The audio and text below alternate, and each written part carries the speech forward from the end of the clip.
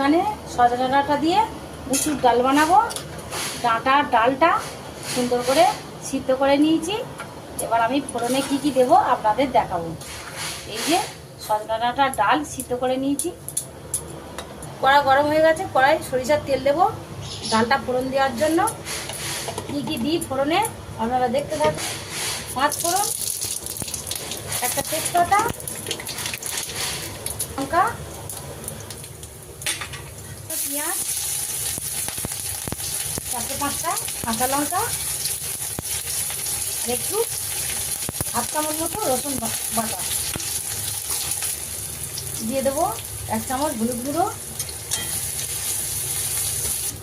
দিয়ে দেবো, 1 চামচ লবণ, আর একটু দেবো অনেকটা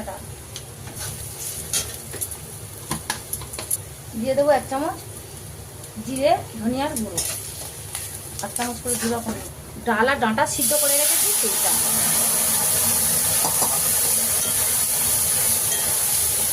ডাল আর ডাঁটাটা দিয়ে দিয়েছি। এবার অল্প করে একটু জল দেবো। দেওয়া হয়ে গেছে ফোড়নে, ডালটা আমার দেওয়া হয়ে গেছে। এবার অল্প করে জল দিলাম।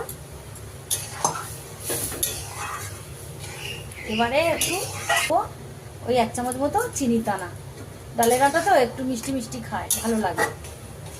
তো সজনে ডাঁটা আর ডাল